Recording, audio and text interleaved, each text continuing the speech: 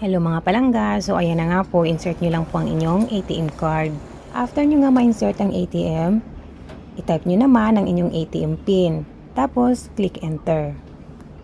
At ayan, at process na po yan. Kapag na-enter ninyo, magpa-process na yan. Makikita nyo na dyan kung magwi-withdraw kayo or mag-check lang kayo ng savings ninyo. So since ang akin, gusto kong ma-check kung magkano yung aking balance, kaya balance inquiry yung sinelect ko. Ayan nga po at nakita ko na kung magkano ang balance ng aking ATM. So kung mapapansin nyo, yung nagbiblink yung green, that means natapos naman na kayo sa transaction nyo. So it's up to you kung iti-take nyo yung ATM card nyo or gagawa pa ulit kayo ng another transaction. So ako naman is gusto kong mag-withdraw na, kaya clinic ko ulit yung withdraw cash. After ko nga pala clinic yung withdraw cash, ito po yung nakalagay.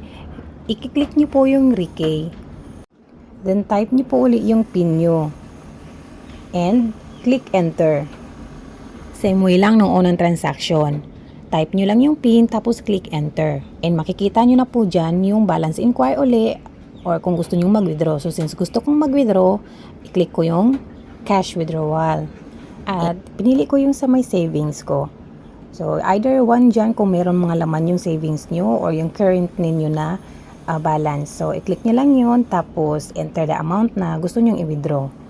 Tapos lalabas na yan yung mga option na pwede kang withdraw ng 200, 400, or 800, and 1,000. So dahil ang aking withdrawin ay 4,000, ayan, 4,000 ang tinype ko.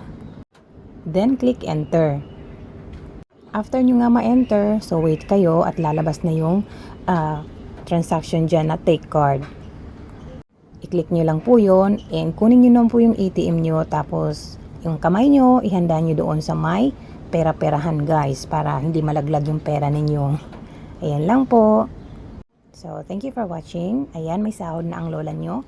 Kaya makakapaggala na at makakapagpadala na sa ating mga responsibilities.